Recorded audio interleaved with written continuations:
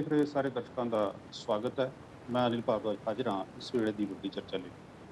ਇਸ ਚਰਚਾ ਸਾਡੇ ਨਾਲ ਮੈਂ ਵਿਸ਼ੇਸ਼ ਮਹਿਮਾਨ ਮੌਜੂਦ ਨੇ। ਕਾਂਗਰਸ ਤੋਂ ਸਵਿਤਾ ਸਿਸੋਦੀਆ ਜੀ, ਸ਼੍ਰੋਮਣੀ ਅਕਾਲੀ ਦਲ ਤੋਂ ਸਤਿੰਦਰ ਗਿੱਲ ਜੀ, ਆਮ ਆਦਮੀ ਪਾਰਟੀ ਤੋਂ ਮੇਜਰ RPS ਮਲਹੋਤਰਾ ਜੀ ਤੇ ਸੀਨੀਅਰ ਪੱਤਰਕਾਰ ਕੁਲਦੀਪ ਜੀ। ਤੁਹਾਡਾ ਸਵਾਗਤ ਹੈ ਜੀ ਸਾਰਿਆਂ ਦਾ। ਅੱਜ ਦਾ ਇਸ਼ੂ ਜੋ ਹੈ ਮੁੱਦਾ ਵੱਡਾ ਗੌਰਮੈਂਟ ਇੰਪਲਾਈਜ਼ ਦੇ ਪ੍ਰਦਰਸ਼ਨ ਪੂਰੇ ਪ੍ਰਦੇਸ਼ 'ਚ ਆਪਾਂ ਦੇਖੀਏ, ਚਾਹੇ ਉਹ ਆਂਗਨਵਾੜੀ ਵਰਕਰ ਹੈ, ਚਾਹੇ ਰੋਡਵੇਜ਼ ਮੁਲਾਜ਼ਮ ਹੈ, PRTC ਦੇ ਮੁਲਾਜ਼ਮ ਹੈ, ਚਾਹੇ ਕੰਪਿਊਟਰ ਟੀਚਰ ਹੈ, EDT ਟੀਚਰ ਹੈ ਜਾਂ ਵੋਕੇਸ਼ਨਲ ਟੀਚਰਸ ਹੈਗੇ।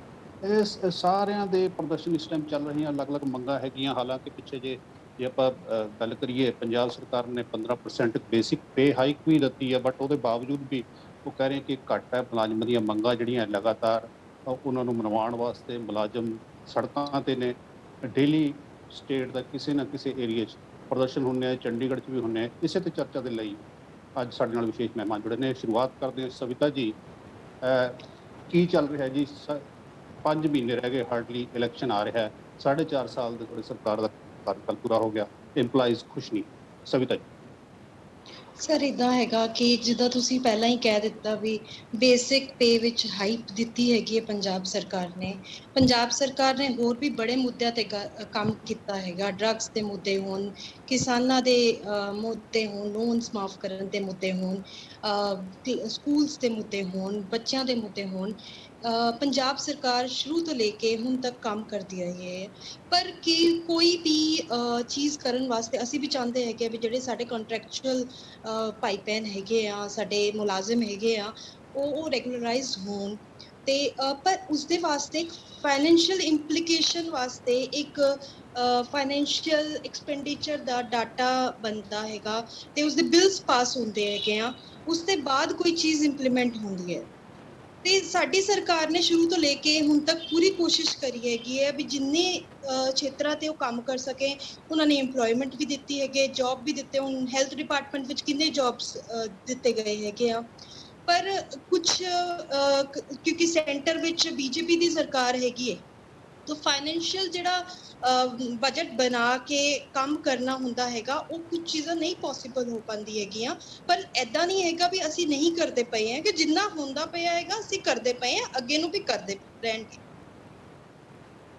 ਇੰਨੇ ਰਿਸੋਰਸਿਸ ਡਿਵੈਲਪ ਨਹੀਂ ਹੋ ਪਾਏ ਜੀ ਕਿ ਜਿਹੜੀ ਡਿਮਾਂਡਸ 4.5 ਸਾਲ ਦੇ ਵਕਫਾ ਬੀਤ ਗਿਆ ਸਰਕਾਰ ਨੂੰ, ਇੰਪਲਾਈਜ਼ ਦੀ ਡਿਮਾਂਡਸ ਪੂਰੀਆਂ ਨਹੀਂ ਹੋ ਸਕੀਆਂ। 4.5 ਸਾਲ 'ਚ ਇੰਨੇ ਰਿਸੋਰਸ ਮੋਬਿਲਾਈਜੇਸ਼ਨ ਨਹੀਂ ਹੋ ਪਾਏ। ਸਰ ਜਿਹੜਾ 10 ਸਾਲ ਵਿੱਚ ਨਹੀਂ ਹੋ ਪਾਇਆ, ਉਹ ਜਾਂਦੇ ਜਾਂਦੇ ਕਹਿੰਦੇ ਅਸੀਂ ਬਿੱਲ ਪਾਸ ਕਰ ਗਏ ਅਕਾਲੀ ਐਂਡ ਅਸੀਂ ਲੋਕਾਂ ਨੂੰ ਰੈਗੂਲਰਾਈਜ਼ ਕਰ ਗਏ। ਉਹਦੇ ਵਾਸਤੇ ਉਹਨਾਂ ਤੋਂ ਪੁੱਛਿਆ ਜਾਏ ਵੀ ਉਹ ਫੰਡਸ ਛੋੜ ਕੇ ਗਏ, ਉਹ ਸਾਡੀ ਬਿਲਡਿੰਗਾਂ ਤੱਕ ਤੋਂ ਗਿਰਵੀ ਰੱਖ ਗਏ। ਠੀਕ ਹੈ, ਪੁਆਇੰਟ ਆ ਗਿਆ। ਸਤਿੰਦਰ ਜੀ ਇਹਨਾਂ ਨੇ ਸਿੱਧਾ ਕਿਹਾ ਕਿ ਤੁਹਾਡੀ ਸਰਕਾਰ ਜਾਂਦੇ ਜਾਂਦੇ ਕੁਝ ਨਹੀਂ ਛੱਡ ਪਈ। ਦੇਖੋ, ਸਾਡੀ ਸਰਕਾਰ, ਜੇ ਮੈਂ ਆਪਣੀ ਸਰਕਾਰ ਤੋਂ ਲੈ ਲੈਣਾ, ਸਾਡੀ ਸਰਕਾਰ ਵੇਲੇ ਅਸੀਂ 2.5 ਲੱਖ ਸਰਕਾਰੀ ਨੌਕਰੀ ਦੀ ਗੱਲ ਕਰਦਾ, ਕਿਉਂਕਿ ਪ੍ਰਾਈਵੇਟ ਜਿਹੜੇ ਆ ਜੌਬ ਦੇ ਮੇਲੇ ਲਾਉਂਦੇ ਆ, ਉਹ ਕੰਸੀਡਰ ਨਹੀਂ ਕੀਤੀ ਜਾ ਸਕਦੀ। ਉਹ ਪ੍ਰਾਈਵੇਟ ਜੌਬ ਹੁੰਦੀਆਂ, ਉਹਦੇ ਵਿੱਚ ਜੌਬ ਸਿਕਿਉਰਿਟੀ ਨਹੀਂ, ਕੁਛ ਨਹੀਂ। ਪਰ ਇਹਨਾਂ ਦੀ ਸਰਕਾਰ, ਉੱਥੇ ਵੀ ਖੜੇ ਹੁੰਦੇ ਮੰਤਰੀ ਇਹਨਾਂ ਦੇ ਵੀ ਅਸੀਂ 7.5 ਲੱਖ ਨੌਕਰੀ ਦੇ ਦਿੱਤੀ। ਮਤਲਬ CM ਸਾਹਿਬ ਵੀ ਦਿੱਲੀ ਜਾ ਕੇ ਸਟੇਟਮੈਂਟ ਦੇ ਕੇ ਆਏ ਸੀ, ਅਸੀਂ 35,000 ਜਿਹੜਾ ਨੌਕਰੀ ਦੇ ਕੇ ਗਏ ਸੀ। ਹੁਣ ਇਹ ਮੈਡਮ ਗੱਲ ਕਰਦੇ ਸਾਡੇ ਕੋਲ ਫੰਡਸ ਹੈ। ਦੇਖੋ, ਫੰਡਸ ਇਹ ਜਨਰੇਟ ਕਰਨੇ ਸਰਕਾਰਾਂ ਦੇ ਕੰਮ ਹੁੰਦੇ, ਖਜ਼ਾਨੇ ਕਦੀ ਖਾਲੀ ਨਹੀਂ ਹੁੰਦੇ। ਖਜ਼ਾਨੇ ਤੁਸੀਂ ਜਨਰੇਟ ਕਰਨਾ ਹੁੰਦਾ, ਰੈਵਨਿਊ ਇਹ ਸਰਕਾਰ ਦੀ ਜ਼ਿੰਮੇਵਾਰੀ ਹੁੰਦੀ ਹੈ। ਹੁਣ ਮੈਡਮ 4.5 ਸਾਲ ਬਾਅਦ ਇਹ ਗੱਲ ਕਰ ਰਹੇ ਨੇ ਸਾਡੇ ਕੋਲ ਰੈਵਨਿਊ ਜਨਰੇਟ ਨਹੀਂ ਹੋਏ। ਵੀ ਜਦੋਂ ਤੁਸੀਂ 2017 ਵਿੱਚ ਮੈਨੀਫੈਸਟੋ ਬਣਾਇਆ, ਮਨਮੋਹਨ ਸਿੰਘ ਮੈਨੀਫੈਸਟੋ ਕਮੇਟੀ ਦੇ ਹੈੱਡ ਸੀ ਤੁਹਾਡੇ, ਤੁਸੀਂ ਘਰ ਘਰ ਨੌਕਰੀ ਦੀ ਗੱਲ ਕੀਤੀ। ਘਰ ਘਰ ਨੌਕਰੀ 'ਚ ਉਹਨਾਂ ਨੂੰ ਪੁੱਛੋ ਕਿ ਕਿੰਨੇ ਘਰਾਂ ਨੂੰ ਨੌਕਰੀ ਦੇਤੀ। ਪ੍ਰਤਾਪ ਬਾਜਵੇ ਦੇ ਭਤੀਜੇ ਨੂੰ ਦਿੱਤੀ ਸੀ ਨੌਕਰੀ, ਬੇਅੰਤ ਸਿੰਘ ਦੇ ਪੋਤਰੇ ਨੂੰ ਨੌਕਰੀ ਦਿੱਤੀ, ਜਿਹੜੇ ਲੋੜਵੰਦ ਫੈਮਿਲੀ ਸੀ। ਸੋ ਗੱਲਾਂ ਵੀ ਸਰਕਾਰ ਕੋਲ, ਭਾਰਦਵਾਜ ਸਾਹਿਬ, ਕਹਿਣ ਵਾਸਤੇ ਕੁਛ ਨਹੀਂ। ਗੱਲਾਂ ਸਾਡੇ ਸਿਰ ਸੁੱਟੀ ਜਾਂਦੇ। ਮੈਂ ਇੱਕ ਸਿੰਪਲ ਗੱਲ ਤੇ ਆ ਜਾਂਦਾ, ਸਾਡੀ ਪਾਲਿਸੀਜ਼ ਲੋਕਾਂ ਨੂੰ ਨਹੀਂ ਅੱਛੀ ਲੱਗੀਆਂ। ਉਹਨਾਂ ਨੇ ਸਾਨੂੰ 2017 ਦੇ ਵਿੱਚ ਕਹਿਤਾ ਜੀ ਤੁਸੀਂ ਆਰਾਮ ਨਾਲ ਬਹਿ ਜਾਓ। ਅਸੀਂ ਬਹਿ ਗਏ। ਇਹਨਾਂ ਨੂੰ ਮੈਂਡੇਟ ਮਿਲਿਆ, ਇਹਨਾਂ ਦੇ ਪ੍ਰੋਮਿਸਿਸ ਤੇ। ਪਾਵਰ ਸਰਪਲਸ ਸਟੇਟ ਅਸੀਂ ਛੱਡ ਕੇ ਗਏ, ਇਹਨਾਂ ਕੋਲ ਪਾਵਰ ਜਨਰੇਟ ਨਹੀਂ ਹੋਈ। ਰੈਵਨਿਊ ਛੱਡ ਕੇ ਗਏ, ਇਹਨਾਂ ਕੋਲ ਜਨਰੇਟ ਨਹੀਂ ਹੋਈ। ਜਿਹੜਾ ਲੋਨ ਸੀ ਪੰਜਾਬ ਸਟੇਟ ਦੇ ਉੱਪਰ ਅਸੀਂ 175 ਤੇ ਛੱਡ ਕੇ ਅੱਜ 3 ਲੱਖ ਕਰੋੜ ਦੇ ਲੋਨ ਪਹੁੰਚ ਗਿਆ। ਕਿੱਥੋਂ ਪਹੁੰਚ ਗਿਆ? ਜੇ ਸੈਂਟਰ ਤੋਂ ਇੰਨਾ ਤੁਹਾਨੂੰ ਆ ਰਹੇ ਨੇ, ਫੰਡਸ ਆ ਰਹੇ ਆ, GST ਦੀ ਕਲੈਕਸ਼ਨ ਆ ਰਹੀ, ਉਹ ਜਾ ਕਿੱਥੇ ਰਹੀ ਹੈ ਸਾਰੀ? ਪੇ ਕਮਿਸ਼ਨਸ ਜਿਹੜੀਆਂ ਲਾਗੂ ਕੀਤੀਆਂ, ਹਮੇਸ਼ਾ ਸ਼੍ਰੋਮਣੀ ਅਕਾਲੀ ਦਲ ਨੇ ਲਾਗੂ ਕੀਤੀਆਂ, ਇਹਨਾਂ ਕੋਲ ਹਜੇ ਤੱਕ 6th ਪੇ ਕਮਿਸ਼ਨ ਵੀ ਲਾਗੂ ਨਹੀਂ ਹੋ ਸਕੀ ਪ੍ਰੋਪਰਲੀ। ਮੁਲਾਜ਼ਮ, ਕੋਈ ਮੁਲਾਜ਼ਮ ਜਥੇਬੰਦੀ ਲੈ ਜਾਓ, ਪੂਰੇ ਪਟਿਆਲੇ ਵਿੱਚ ਤੇ 5 ਸਾਲ ਤੋਂ ਹੀ ਲੋਕ ਉੱਥੇ ਬੈਠੇ ਆ, ਜਿੰਨੀ ਇਨਸਲਟ ਇਹਨਾਂ ਨੇ ਸਾਡੀਆਂ ਧੀਆਂ ਦੀ ਕੀਤੀ ਹੈ, ਭੈਣਾਂ ਦੀ ਕੀਤੀ ਹੈ, ਬੱਚਿਆਂ ਨੂੰ ਕੁੱਟਿਆ ਗਿਆ। ਸਾਡੇ ਵੀਰ ਭਰਾ ਟੈਂਕੀ ਤੇ ਬਹਿ ਗਏ, ਉਹ ਤੋਂ ਛਾਲਾ ਮਾਰਿਆ, ਕੋਈ ਨਹਿਰ 'ਚ ਛਾਲਾ ਮਾਰਿਆ। ਇਹ ਸਰਕਾਰਾਂ ਚੱਲ ਰਹੀਆਂ ਨੇ, ਕਮਾਲ ਹੋ ਗਈ ਹੈ। ਤੇ ਤੁਸੀਂ ਸਾਡੇ ਸਿਰ ਕਿਵੇਂ ਪਾ ਸਕਦੇ ਹੋ? ਤੁਹਾਨੂੰ ਮੈਂਡੇਟ ਮਿਲਿਆ ਤੁਹਾਡੇ ਵਾਅਦਿਆਂ ਕਰਕੇ, ਘਰ ਨੌਕਰੀ, ਪੂਰਨ ਕਰਜ਼ਾ ਮਾਫੀ, ਪੈਨਸ਼ਨ ਸਕੀਮ ਤੁਸੀਂ ਕਿਹਾ ਸੀ, ਸੋਸ਼ਲ ਸਕੀਮਸ ਤੁਸੀਂ ਕਿਹਾ ਸੀ, ਫਿਰ ਆਟਾ ਦਾਲ ਦੀ ਗੱਲ ਕੀਤੀ ਸੀ, ਘਿਓ ਚੀਨੀ ਦੀ ਗੱਲ ਕੀਤੀ ਸੀ, ਸ਼ਗਨ ਸਕੀਮ ਦੀ ਗੱਲ ਕੀਤੀ ਸੀ। ਮੈਂ ਮੈਡਮ ਨੂੰ ਪੁੱਛਦਾ, ਮੈਡਮ ਜਦੋਂ ਤੁਹਾਡੇ ਮੁੱਖ ਮੰਤਰੀ ਕੋਈ ਨਵੇਂ ਤੇ ਨਹੀਂ ਸੀ, ਪਹਿਲਾਂ ਵੀ ਚੀਫ ਮਿਨਿਸਟਰ ਇਸੇ ਸਟੇਟ ਦੇ ਰਹੇ ਆ। ਮਨਪ੍ਰੀਤ ਸਿੰਘ ਬਾਦਲ ਸਾਡੀ ਵਜ਼ਾਰਤ ਵਿੱਚ ਵੀ ਉਹ ਫਾਈਨੈਂਸ ਮਿਨਿਸਟਰ ਹੈ, ਉਹਨੂੰ ਨਹੀਂ ਸੀ ਪਤਾ। ਮਨਮੋਹਨ ਸਿੰਘ ਹੋਣਾ ਇਕਨੋਮਿਸਟ ਨੇ, ਕਿ ਉਹਨਾਂ ਨੂੰ ਨਹੀਂ ਪਤਾ? ਗੱਲ ਇਹ ਹੁੰਦੀ ਹੈ ਵੀ ਵਿਲ ਪਾਵਰ ਹੋਣੀ ਚਾਹੀਦੀ ਹੈ। ਪ੍ਰਸ਼ਾਂਤ ਕਿਸ਼ੋਰ ਨੇ ਜੋ ਉਦੋਂ ਸਰਕਾਰ ਲਿਆਉਣ ਵਾਸਤੇ ਝੂਠ ਮਾਰਤਾ, ਹੁਣ ਅੱਜ ਉਹ ਕਿਉਂ ਛੱਡ ਗਿਆ ਇਹਨਾਂ ਨੂੰ? ਇਸੇ ਕਰਕੇ ਛੱਡ ਗਿਆ। ਉਹਨੇ ਇੱਕ ਇੰਟਰਵਿਊ 'ਚ ਇਹ ਕੀਤੀ ਗੱਲ, ਕਹਿੰਦਾ ਜੀ ਮੈਂ ਵਾਅਦੇ ਇਹਨਾਂ ਦੇ ਕਹਿਣ ਤੇ ਕੀਤੇ, ਇਹਨਾਂ ਨੂੰ ਦੱਸਿਆ, ਪਰ ਵਾਅਦੇ ਪੂਰੇ ਕਰਨ ਦੀ ਜ਼ਿੰਮੇਵਾਰੀ ਪ੍ਰਸ਼ਾਂਤ ਕਿਸ਼ੋਰ ਦੀ ਨਹੀਂ ਹੈ, ਕੈਪਟਨ ਅਮਰਿੰਦਰ ਸਿੰਘ ਦੀ ਹੈ। ਸੋ ਖਜ਼ਾਨੇ ਕਦੀ ਸਰਕਾਰਾਂ ਦੇ ਖਾਲੀ ਨਹੀਂ ਹੁੰਦੇ, ਤੁਹਾਡੀ ਵਿਲ ਪਰ ਹੋਣੀ ਚਾਹੀਦੀ ਹੈ। ਕਿੰਨੇ ਹੀ ਮੁਲਾਜ਼ਮ ਕੁੱਟੀ ਜਾਂਦੇ ਹੋ ਤੁਸੀਂ, ਕਿੰਨੇ ਹੀ ਫਾਰਮਰ ਨੇ ਸੁਸਾਈਡ ਕਰ ਲਿਆ। ਕੋਈ ਇਹਨਾਂ ਦਾ ਕੋਈ MLA ਉੱਠ ਕੇ ਇਹ ਕਹਿ ਦਿੰਦਾ ਜਿਹੜਾ ਫਾਰਮਰ ਸੁਸਾਈਡ ਕਰੂਗਾ 10 ਲੱਖ ਰੁਪਏ ਦੇਵਾਂਗੇ, ਸਰਕਾਰੀ ਨੌਕਰੀ ਦੇਵਾਂਗੇ। ਜਿਹੜੇ ਫਾਰਮਰ ਐਜੀਟੇਸ਼ਨ 'ਚ ਸ਼ਹੀਦ ਹੋਏ ਆ, ਉਹਨਾਂ ਬਾਰੇ ਇਹਨਾਂ ਨੇ ਕੀਤੀ ਗੱਲ, 5 ਲੱਖ ਦੀ ਗੱਲ ਕੀਤੀ, ਸਰਕਾਰੀ ਨੌਕਰੀ ਦੀ ਗੱਲ ਕੀਤੀ, ਉਹ ਨਹੀਂ ਪੂਰਾ ਕੀਤਾ ਗਿਆ। ਜੋੜੇ ਫਾਟਕ ਦੇ ਜਿਹੜਾ ਇਨਸੀਡੈਂਟ ਹੋਇਆ, ਉੱਥੇ ਸਰਕਾਰੀ ਨੌਕਰੀ ਨਹੀਂ ਮਿਲੀ। ਨਕਲੀ ਸ਼ਰਾਬ ਪੀ ਕੇ ਲੋਕ ਮਰੇ, ਉੱਥੇ ਸਰਕਾਰੀ ਨੌਕਰੀ ਨਹੀਂ ਮਿਲੀ। ਬਟਾਲੇ ਦੇ ਵਿੱਚ ਪਟਾਕਿਆਂ ਦੀ ਫੈਕਟਰੀ 'ਚ ਹੋਇਆ ਹਾਦਸਾ, ਉੱਥੇ ਕੁਝ ਨਹੀਂ ਮਿਲਿਆ ਇਹਨਾਂ ਨੂੰ। ਇਹ ਵਿਲ ਪਾਵਰ ਦੀ ਗੱਲ ਹੁੰਦੀ ਹੈ। ਭਾਰਦਵਾਜ ਸਾਹਿਬ, ਸ਼੍ਰੋਮਣੀ ਅਕਾਲੀ ਦਲ ਨੂੰ ਕਟਹਿਰੇ 'ਚ ਨਹੀਂ ਖੜੇ ਕਰ ਸਕਦੇ। ਮੈਡਮ, ਇਹ ਤੁਹਾਡੇ ਵਾਅਦੇ ਸੀ, ਇਹ ਸਾਡੇ ਵਾਅਦੇ ਨਹੀਂ ਸੀ। ਸਾਡੇ ਜਿਹੜੇ ਵਾਅਦੇ ਨੇ ਉਹ ਮੈਨੂੰ ਪੁੱਛ ਲਓ, ਮੈਂ ਜਵਾਬ ਦੇ ਦਿੰਦਾ। ਪਰ ਘਰ ਨੌਕਰੀ ਦਾ ਵਾਅਦਾ ਤੁਹਾਡਾ ਸੀ, ਸਾਡਾ ਨਹੀਂ ਹੈ। ਠੀਕ ਹੈ ਸਰ, ਮੈਂ ਤੁਹਾਡੇ ਤੋਂ ਵਾਅਦੇ ਪੁੱਛਣ ਵਾਸਤੇ ਤੁਸੀਂ ਪੰਜਾਬ ਨੂੰ ਛੋੜਿਆ ਕਿੱਥੇ ਸੀਗਾ? ਤੁਸੀਂ ਤਾਂ ਨਸ਼ੇ ਤੇ ਪੰਜਾਬ ਸੀਗਾ, ਹਰ ਮੁਲਾਜ਼ਮ ਖੁਸ਼ ਸੀਗਾ ਕਿਉਂਕਿ ਉਸ ਨਸ਼ਾ ਬਰਾਮਦ ਹੁੰਦਾ ਪਿਆ ਸੀਗਾ, ਨਸ਼ੇ ਮਿਲਦੇ ਪਏ ਸੀਗੇ, ਹੈ ਨਾ? ਤੁਹਾਡੇ ਕੋਲ ਹੁੰਦਾ ਸੀਗਾ, ਤੁਹਾਡੇ ਇੱਥੇ ਤਾਂ ਕੋਈ ਮਲਹੋਤਰਾ ਜੀ ਕਾਂਗਰਸ ਦੇ ਬੁਲਾਰੇ ਕਹਿ ਰਹੇ ਹਨ ਜੀ ਪ੍ਰੋਬਲਮ ਹੈ ਫਾਈਨੈਂਸ਼ੀਅਲ। ਸ਼੍ਰੋਮਣੀ ਅਕਾਲੀ ਦਲ ਕਹਿ ਰਿਹਾ ਸਾਡੇ ਤੇ ਨਹੀਂ ਤੁਸੀਂ ਇਲਜ਼ਾਮ ਲਾ ਸਕਦੇ। Aam Aadmi party main opposition party ਹੈ, ਅੱਗੇ ਤੁਸੀਂ ਦਾਅਵਾ ਕਰ ਰਹੇ ਹੋ ਕਿ ਸਰਕਾਰ ਬਣਾਉਣੀ ਹੈ। ਆਮ ਆਦਮੀ ਪਾਰਟੀ ਮੁਲਾਜ਼ਮਾਂ ਦੇ ਇਹ ਜੋ ਚੱਲ ਰਿਹਾ ਸੰਘਰਸ਼, ਇਹਦੇ ਨਾਲ ਖੜੀ। ਅਨਿਲ ਜੀ, ਮੈਂ ਇੱਕ ਤੁਹਾਨੂੰ ਇੰਟਰਨੈਟ ਤੋਂ ਇੱਕ ਕਾਰਡ ਦਿਖਾ ਰਿਹਾ। ਕੈਪਟਨ ਨੇ ਸਹੁੰ ਚੁੱਕੀ, ਘਰ ਨੌਕਰੀ ਪੱਕੀ। ਕੈਪਟਨ ਸਾਹਿਬ ਨੇ 16 ਦਸੰਬਰ ਸਨ 2016 ਨੂੰ ਤਲਵੰਡੀ ਸਾਬੋ 'ਚ ਗੁਟਕਾ ਸਾਹਿਬ ਨੂੰ ਹੱਥ ਵਿੱਚ ਫੜ ਕੇ ਸਿਰਫ ਇੱਕ ਸਹੁੰ ਨਹੀਂ ਖਾਧੀ, ਉਹਨਾਂ ਨੇ ਕਈ ਸਹੁੰਆਂ ਖਾਧੀਆਂ ਸੀਗੀਆਂ। ਉਸ ਵਿੱਚ 4 ਹਫ਼ਤਿਆਂ 'ਚ ਨਸ਼ਾ ਖਤਮ ਕਰਨਾ, ਕਰਪਸ਼ਨ ਖਤਮ ਕਰਨਾ, ਐਮਪਲੋਇਮੈਂਟ, ਘਰ ਨੌਕਰੀ, ਹਰ ਪਰਿਵਾਰ ਨੂੰ ਇੱਕ ਪੱਕੀ ਨੌਕਰੀ, ਘਰ ਨੌਕਰੀ ਪੱਕੀ। ਕੀ ਮਤਲਬ ਹੁੰਦਾ ਹੈ ਇਹਦਾ? ਲੋਕਾਂ ਨੂੰ ਇਹ ਪ੍ਰਭਾਵ ਦਿੱਤਾ ਗਿਆ ਸੀ ਕਿ ਹਰ ਪਰਿਵਾਰ ਵਿੱਚ ਇੱਕ ਸਰਕਾਰੀ ਨੌਕਰੀ ਦਿੱਤੀ ਜਾਊਗੀ। ਫਿਰ ਕਿਸਾਨਾਂ ਦੇ ਜਿਹੜੇ ਕਰਜ਼ੇ ਉਹ ਮਾਫ ਕੀਤੇ ਜਾਣਗੇ, 2000 ਰੁਪਇਆ ਪੈਨਸ਼ਨ ਕੀਤੀ ਜਾਏਗੀ, 300 ਯੂਨਿਟ ਬਿਜਲੀ ਹਰ ਪਰਿਵਾਰ ਨੂੰ ਫ੍ਰੀ ਦਿੱਤੀ ਜਾਏਗੀ। ਇਹ ਕਸਮ ਉਹਨਾਂ ਨੇ ਉੱਥੇ ਖੜੇ ਹੋ ਕੇ ਖਾਧੀ ਸੀਗੀ, ਪਰ ਉਹਨਾਂ ਨੇ ਕਿੰਨੀਆਂ ਕਸਮਾਂ ਪੂਰੀਆਂ ਕੀਤੀਆਂ?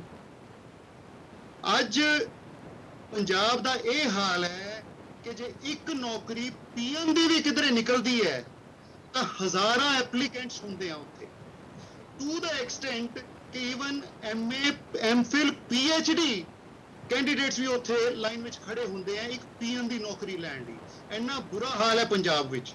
ਔਰ ਪੰਜਾਬ ਸਰਕਾਰ ਨੇ ਕੀਤਾ ਕੀ ਹੈ? ਜਿਹੜੇ ਬੱਚਿਆਂ ਨੇ ਲੋਨ ਲਿੱਤੇ ਉਹਨਾਂ ਨੂੰ ਨੌਕਰੀਆਂ ਦਿਖਾਤੀਆਂ ਜੀ, ਅਸੀਂ ਇਹਨਾਂ ਨੂੰ ਨੌਕਰੀ 10 ਲੱਖ ਬੱਚੇ ਤਾਂ ਇਹਨਾਂ ਨੇ ਇਹੀ ਦਿਖਾਤੇ। ਜਿਹੜੇ ਬੱਚਿਆਂ ਨੇ ਪ੍ਰਧਾਨ ਮੰਤਰੀ ਕੌਸ਼ਲ ਵਿਕਾਸ ਯੋਜਨਾ 'ਚ ਟ੍ਰੇਨਿੰਗ ਲਿੱਤੀ ਉਹ ਦਿਖਾਤੇ ਜੀ, ਅਸੀਂ ਇਹਨਾਂ ਨੂੰ ਨੌਕਰੀ ਦੇਤੀ। ਜਿਨ੍ਹਾਂ ਨੇ ਆਰਮਡ ਫੋਰਸਿਸ ਜੁਆਇਨ ਕੀਤੀਆਂ ਉਹ ਦਿਖਾਤੇ ਜੀ, ਅਸੀਂ ਇਹਨਾਂ ਨੂੰ ਨੌਕਰੀ ਦੇਤੀ। ਜਿਹੜੇ ਵਿਚਾਰੇ ਜਿਹੜੇ ਪ੍ਰਾਈਵੇਟ ਇੰਸਟੀਚਿਊਟਸ ਆਪਣੇ ਪਲੇਸਮੈਂਟ ਡਰਾਈਵ ਕਰਦੇ ਆ ਉਸ ਤੇ ਤਾਂ ਸਰਕਾਰ ਦਾ ਕੋਈ ਹੱਕ ਨਹੀਂ, ਉਹ ਵੀ ਦਿਖਾਤੇ ਜੀ, ਅਸੀਂ ਨੌਕਰੀਆਂ ਦਿੱਤੀਆਂ। ਔਰ ਅਸਲ ਵਿੱਚ ਸਰਕਾਰ ਨੇ ਕੀਤਾ ਕੱਖ ਨਹੀਂ। ਪੰਜਾਬ 'ਚ ਕੋਈ ਇੰਡਸਟਰੀ ਨਹੀਂ ਆਈ। ਇਹਨਾਂ ਨੇ ਕੀ ਸਹੂਲਤਾਂ ਦਿੱਤੀਆਂ ਇੰਡਸਟਰੀ ਨੂੰ ਤਾਂ ਕਿ ਇੰਡਸਟਰੀ ਇੱਥੇ ਆਵੇ? ਸੋ ਪੰਜਾਬ ਦਾ ਅੱਜ ਜਿੱਥੇ ਤੱਕ ਰੋਜ਼ਗਾਰ ਦਾ ਸਵਾਲ ਹੈ, ਹਾਲਾਂਕਿ ਐਡਮਿਨਿਸਟ੍ਰੇਸ਼ਨ ਦਾ ਹਰ ਖੇਤਰ ਜਿਹੜਾ ਪੂਰੀ ਤਰ੍ਹਾਂ ਫੇਲ ਹੈਗਾ, ਭ੍ਰਸ਼ਟਾਚਾਰ ਸਾਰੇ ਪਾਸੇ ਵਿਆਪਤ ਹੈਗਾ, ਪਰ ਖਾਸ ਕਰ ਰੋਜ਼ਗਾਰ ਜਿਹੜਾ ਹੈ ਇੱਥੇ ਇਸ ਖੇਤਰ 'ਚ ਬਹੁਤ ਬੁਰਾ ਹਾਲ ਹੈ। ਔਰ ਇਹਨਾਂ ਨੇ ਰੋਜ਼ਗਾਰ ਜਿਹੜੇ ਦਿੱਤੇ ਹੈ, ਵੈਸੇ ਪਤਾ ਨਹੀਂ ਕਿਹੋ ਜੀ ਸੋਚ ਹੈ ਇਹਨਾਂ ਦੀ, ਆਪਣੇ ਕਰੋੜਪਤੀ ਐਮਐਲਏ ਦੇ ਬੱਚਿਆਂ ਨੂੰ ਨੌਕਰੀਆਂ ਦੇ ਰਹੇ। ਜਿੱਥੇ ਪੰਜਾਬ ਦੇ ਲੱਖਾਂ ਨੌਜਵਾਨ ਜਿਹੜੇ ਆ ਪੜ੍ਹ ਲਿਖ ਕੇ ਡਿਗਰੀਆਂ ਲੈ ਕੇ ਵਿਹਲੇ ਫਿਰਦੇ ਆ, ਆਪਣੇ ਐਮਐਲਏ ਦੇ ਬੱਚਿਆਂ ਨੂੰ ਨੌਕਰੀਆਂ ਦੇ ਰਹੇ ਆ। ਜਦੋਂ ਸਾਰੇ ਪਾਸੇ ਥੂ ਥੂ ਹੋਈ ਤਾਂ ਫਿਰ ਇਹਨਾਂ ਨੇ ਉਹ ਵਾਪਸ ਕੀਤਾ। ਅਸਲ ਵਿੱਚ ਮੈਂ ਸਵਿਤਾ ਜੀ ਨਾਲ ਸਹਿਮਤ ਹਾਂ ਇੱਕ ਪੁਆਇੰਟ ਤੇ ਕਿ ਪੰਜਾਬ ਦਾ ਖਜ਼ਾਨਾ ਖਾਲੀ ਹੈ, ਤਾਂ ਸਰਕਾਰ ਨੌਕਰੀਆਂ ਕਿੱਥੋਂ ਦੇਵੇ? ਪਰ ਸਵਾਲ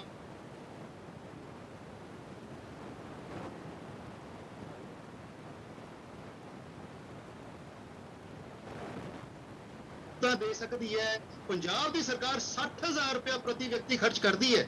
1 ਲੱਖ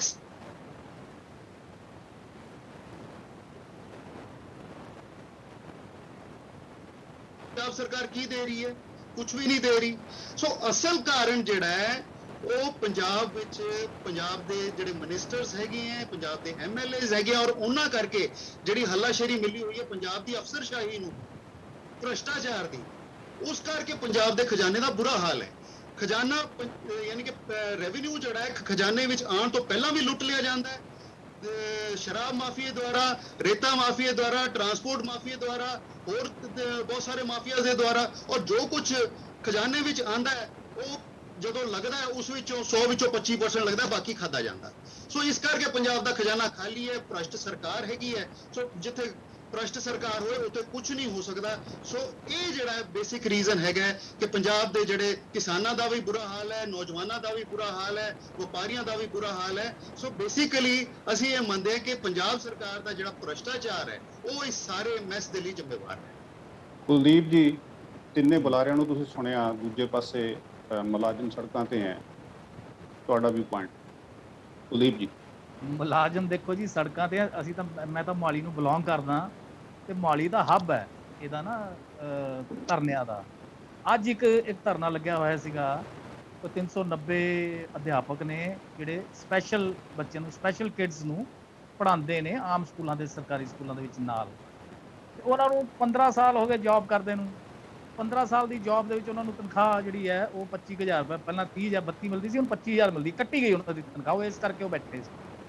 ਬੰਦੇ ਚੜੇ ਹੋਏ ਨੇ ਐਜੂਕੇਸ਼ਨ ਬੋਰਡ ਦੇ ਉੱਪਰ, ਤੁਹਾਨੂੰ ਪਤਾ ਹੀ ਹੈ, ਜਿਹੜਾ ਸਿੱਖਿਆ ਵਿਭਾਗ ਦੇ ਉੱਪਰ। ਮਸਲਾ ਸਰ ਇਹ ਹੈ ਕਿ ਕਾਂਗਰਸ ਪਾਰਟੀ ਹੋਵੇ, ਭਾਵੇਂ ਅਕਾਲੀ ਪਾਰਟੀ ਹੋਵੇ, ਭਾਵੇਂ ਕੋਈ ਪਾਰਟੀ ਹੋਵੇ, ਜਦੋਂ ਖਜ਼ਾਨਾ ਖਾਲੀ ਹੈ ਤਾਂ ਫਿਰ ਨਵੀਆਂ ਗੱਡੀਆਂ ਐਮਐਲਏਜ਼ ਵਾਸਤੇ ਕਿੱਥੋਂ? ਜਦੋਂ ਖਜ਼ਾਨਾ ਖਾਲੀ ਹੈ ਤਾਂ ਫਿਰ ਐਮਐਲਏਜ਼ ਦੀ ਤਨਖਾਹ ਦੇ ਵਿੱਚ ਵਾਧਾ ਕਿਉਂ? ਤੇ ਉਦੋਂ ਤਾਂ ਆਮ ਆਦਮੀ ਪਾਰਟੀ ਵੀ ਨਹੀਂ ਬੋਲਦੀ ਵੀ ਸਾਡੀ ਤਨਖਾਹ ਨਾ ਵਧਾਓ। ਉਦੋਂ ਕੋਈ ਨਹੀਂ ਬੋਲਦਾ। ਉਦੋਂ ਸਾਰੇ ਵਿਧਾਇਕ ਸਰਬਸੰਮਤੀ ਨਾਲੋਂ ਮਤਾ ਪਾਸ ਕਰਦੇ ਨੇ ਕਿ ਹਾਂ ਸਾਡੇ ਪੈਸੇ ਵੱਧ ਰਹੇ ਨੇ। ਪੈਨਸ਼ਨ ਦੇਖੋ ਤੁਸੀਂ, ਪੈਨਸ਼ਨੇਬਲ ਜੌਬ 2004 ਦੇ ਵਿੱਚ ਖਤਮ ਕਰ ਦਿੱਤੀ ਜਾਂਦੀ ਹੈ। ਕਰਮਚਾਰੀਆਂ ਦੀ ਪੈਨਸ਼ਨ ਖਤਮ ਹੈ, ਬਟ ਐਮਐਲਏਜ਼ ਦੀ ਪੈਨਸ਼ਨ ਜਿੰਨੀ ਵਾਰ ਉਹ ਚੁਣੀ ਜਾਣਗੇ ਉਨੀ ਵਾਰ ਉਹਨਾਂ ਨੂੰ ਪੈਨਸ਼ਨ ਮਿਲੇਗੀ। ਸੋ ਆਮ ਆਦਮੀ ਨਾਲ ਸਰਕਾਰਾਂ, ਜਿਹੜੇ ਅਕਾਲੀ ਦਲ ਜਾਂ ਆਮ ਆਦਮੀ ਪਾਰਟੀ, ਇਹ ਵਿਰੋਧ 'ਚ ਹੈਗੇ ਨੇ ਜੀ। ਕਾਂਗਰਸ ਇਸ ਟਾਈਮ ਪਾਵਰ 'ਚ ਹੈ। ਅੱਜ ਦੀ ਡੇਟ ਦੇ ਵਿੱਚ ਇਹ ਕਰਮਚਾਰੀਆਂ ਦੇ ਨਾਲ ਖੜੇ ਦਿਖਾਈ ਦੇਣਗੇ ਤੁਹਾਨੂੰ, ਇਹਨਾਂ ਦੇ ਧਰਨਿਆਂ ਵਿੱਚ ਵੀ ਸ਼ਾਮਲ ਹੋਣਗੇ, ਸਭ ਕੁਝ ਕਰਨਗੇ। ਪਰ ਜਦੋਂ ਇਹਨਾਂ ਵਿੱਚੋਂ ਕੋਈ ਸਰਕਾਰ ਵਿੱਚ ਆ ਗਿਆ, ਜਿੱਦਣ ਇਹਨਾਂ ਵਿੱਚੋਂ ਕੋਈ ਸਰਕਾਰ ਵਿੱਚ ਆ ਗਿਆ, ਉਦੋਂ ਤੁਹਾਨੂੰ ਕਾਂਗਰਸ ਉਹਨਾਂ ਧਰਨਾਕਾਰੀਆਂ ਦੇ ਨਾਲ ਖੜੀ ਦਿਖਾਈ ਦੇਊਗੀ ਤੇ ਇਹਨਾਂ ਦੇ ਖਿਲਾਫ ਧਰਨੇ ਲੱਗ ਰਹੇ ਹੋਣਗੇ। ਇਹੀ ਚੱਲ ਰਿਹਾ, ਏਦਾਂ ਹੀ ਚੱਲ ਰਿਹਾ। ਅਸੀਂ ਸਾਲਾਂ ਸਾਲ, ਜਦੋਂ ਸਰਕਾਰ ਚੇਂਜ, ਉਹ ਕਰਮਚਾਰੀ ਵਿਚਾਰੇ ਕੀ ਕਰਨ? ਜਦੋਂ ਉਹਨਾਂ ਨੂੰ ਲੱਗਦਾ ਵੀ ਹੁਣ 4 ਸਾਲ ਤੱਕ ਤਾਂ ਸਾਡੀ ਸੁਣੀ ਹੋਈ ਨਹੀਂ ਗਈ, ਉਹ ਮੀਟਿੰਗਾਂ ਕਰਦੇ ਰਹਿੰਦੇ ਨੇ, ਉਹਨਾਂ ਨੂੰ ਲਿਫਾਫੇਬਾਜ਼ੀ ਮਿਲਦੀ ਰਹਿੰਦੀ ਹੈ। ਕੁਛ ਮੰਗਾਂ ਕਿਤੇ ਮੰਨ ਵੀ ਲਈਆਂ ਜਾਂਦੀਆਂ ਨੇ। ਪਿੱਛੇ ਪੰਜਾਬ ਦਾ ਧਰਨਾ ਹੋਇਆ ਅਨਿਲ ਜੀ, ਪੰਜਾਬ ਭਰ ਦਾ ਬਹੁਤ ਵੱਡੀ ਗਿਣਤੀ ਕਰਮਚਾਰੀ ਮੋਹਾਲੀ 'ਚ ਆਇਆ। ਉਹ ਕੋਈ 32 33 ਇਹੋ ਜਿਹੀਆਂ ਸ਼੍ਰੇਣੀਆਂ ਨੇ, ਜ਼ਿਆਦਾ ਨਹੀਂ ਸ਼ਾਇਦ ਤੋਂ, ਜਿਨ੍ਹਾਂ ਨੂੰ ਜਿਹੜੀ ਤਨਖਾਹ ਮਿਲਦੀ ਹੈ, ਉਹ ਤਨਖਾਹ ਜਿਹੜਾ ਤੁਸੀਂ 15% ਵਾਧੇ ਦੀ ਗੱਲ ਕਰ ਰਹੇ ਹੋ, ਉਹਨਾਂ ਦੇ ਵਾਧੇ ਕੀਤੇ ਹੀ ਨਹੀਂ ਗਏ। ਉਹ ਆਪਣਾ ਉਸ ਚੱਕਰ ਦੇ ਵਿੱਚ ਉਹ ਇਕੱਠੇ ਹੋਏ ਸੀ, ਉਹਨਾਂ ਨੇ ਉਦੋਂ ਕੂਚ ਕਰਨਾ ਸੀਗਾ, ਪਿਛਲੇ ਕੁਝ ਦਿਨ ਪਹਿਲਾਂ ਦੀ ਗੱਲ ਹੈ, ਉਹਨਾਂ ਦੀ ਮੀਟਿੰਗ ਰਖਵਾਈ ਗਈ ਹੈ, ਇਸ ਕਰਕੇ ਉਹਨਾਂ ਨੇ ਉਦੋਂ ਆਪਣਾ ਧਰਨਾ ਮੁਲਤਵੀ ਕੀਤਾ। ਮਤਲਬ ਉਹ ਕਰਨ ਕੀ, ਉਹ ਜਦੋਂ ਧਰਨੇ ਮਾਰਦੇ ਨੇ, ਉਹ ਧਰਨੇ ਦਾ ਸਾਲ ਉਹੀ ਸਾਲ ਗਿਣਿਆ ਜਾਂਦਾ ਜਿਹੜਾ ਲਾਸਟ ਸਾਲ ਹੈ, ਉਦੋਂ ਧਰਨੇ ਅਚਾਨਕ ਜ਼ਿਆਦਾ ਵੱਧਦੇ ਨੇ। ਉਹਨਾਂ ਦੀ ਮਜਬੂਰੀ ਹੈ, ਉਹ ਕਹਿੰਦੇ ਨੇ ਵੀ ਮੰਗਾਂ ਮਨਾਉਣ ਦੀ ਕੋਸ਼ਿਸ਼ ਕਰਦੇ ਰਹਿੰਦੇ ਨੇ, ਮੀਟਿੰਗਾਂ ਕਰਦੇ ਰਹਿੰਦੇ, ਪਰ ਹੁੰਦਾ ਕੁਝ ਨਹੀਂ। ਸਰਕਾਰਾਂ ਦੀ ਬਿਲਕੁਲ ਸਹੀ ਗੱਲ ਹੈ ਇਹ ਸਤਿੰਦਰ ਗਿੱਲ ਦੀ, ਕਿ ਵਿਲ ਪਾਵਰ ਚਾਹੀਦੀ ਹੈ ਕਿਸੇ ਵੀ ਕੰਮ ਨੂੰ ਪੂਰਾ ਕਰਨ ਵਾਸਤੇ, ਬਟ ਵਿਲ ਪਾਵਰ ਤਾਂ ਅਕਾਲੀ ਦਲ ਵਿੱਚ ਵੀ ਉਦੋਂ ਨਹੀਂ ਸੀ ਜਦੋਂ ਅਕਾਲੀ ਦਲ ਪਾਵਰ 'ਚ ਸੀ। ਜੀ ਜੀ, ਠੀਕ ਹੈ ਕੁਲਦੀਪ ਜੀ। ਸਵਿਤਾ ਜੀ, ਇੱਕ ਤਾਂ ਗੱਲ ਆਈ ਕਿ ਪ੍ਰਾਈਵੇਟ ਜੌਬਸ ਦਿੱਤੀਆਂ, ਕਰ ਨੌਕਰੀ ਦਾ ਵਾਅਦਾ ਸੀਗਾ, ਪਲੇਸਮੈਂਟ ਜਿਹੜੀਆਂ ਚੱਲੀਆਂ ਉਹਨਾਂ ਦੀ ਜੌਬਸ ਵੀ ਵਿੱਚ ਗਿਣ ਲਈਆਂ। ਦੂਸਰਾ, ਖਜ਼ਾਨੇ ਨੂੰ ਲੈ ਕੇ ਗੱਲ ਹੋਈ ਹੈ ਕਿ ਖਜ਼ਾਨਾ ਖਾਲੀ ਕਿਉਂ ਹੈ, ਸਰਕਾਰ ਕਿਉਂ ਨਹੀਂ ਇਹਦੇ ਵਾਸਤੇ ਕੁਝ ਕਰ ਰਹੀ।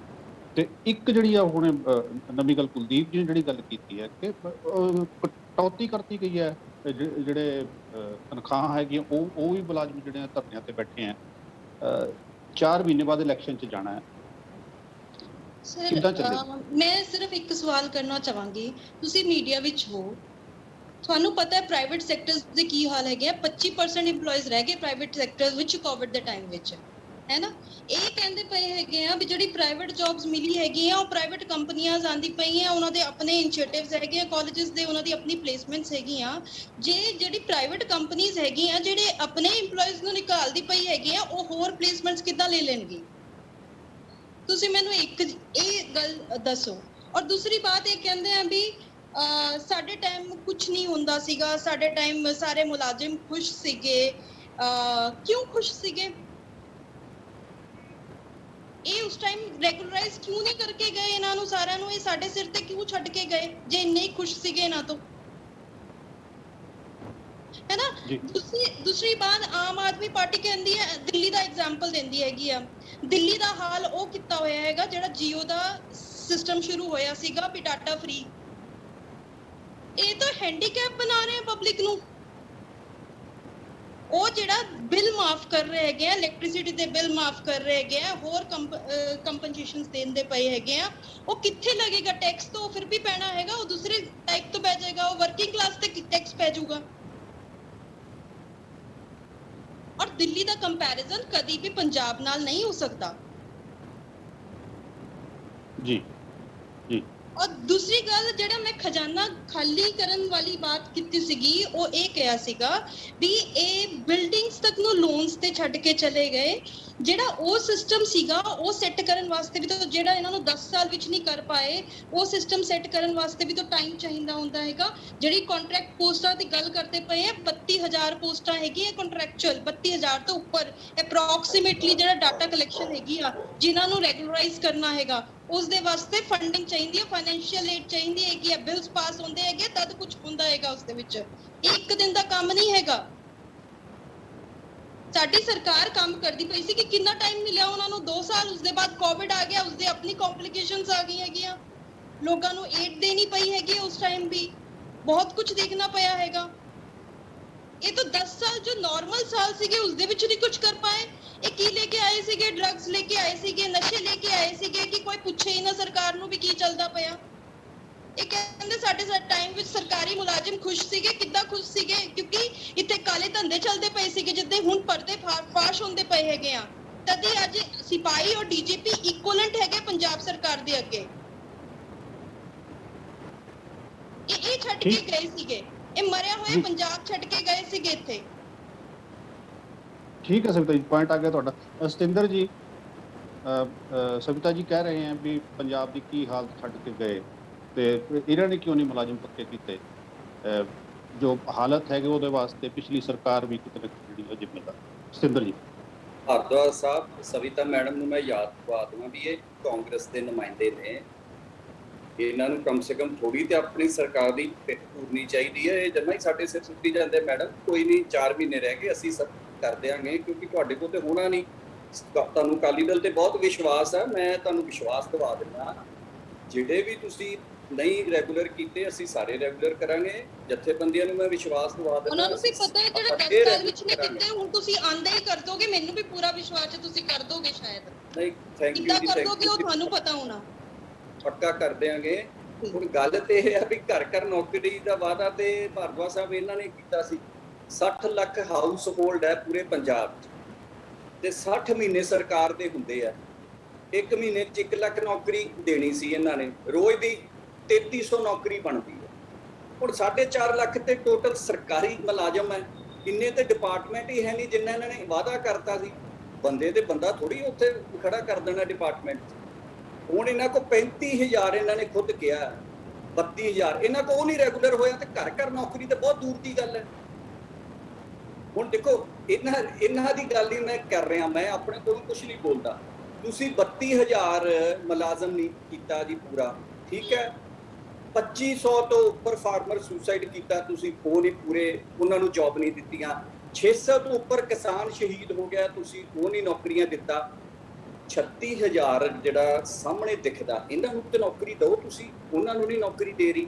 ਮੈਡਮ ਸਾਡੇ ਇਸ ਟਾਈਮ ਮੁਲਾਜ਼ਮ ਇਸ ਕਰਕੇ ਖੁਸ਼ ਸੀ ਵੀ ਜਿਹੜੀ ਵੀ ਪੇ ਕਮਿਸ਼ਨ ਹੈ ਉਹ ਹਮੇਸ਼ਾ ਬਾਦਲ ਸਾਹਿਬ ਨੇ ਹੀ ਲਾਗੂ ਕੀਤੀ ਹੈ, ਕਦੀ ਕਾਂਗਰਸ ਗਵਰਨਮੈਂਟ ਨੇ, ਤੁਸੀਂ ਹਿਸਟਰੀ ਚੈੱਕ ਕਰ ਲਿਓ, ਤੁਸੀਂ ਕਦੀ ਲਾਗੂ ਨਹੀਂ ਕੀਤੀ।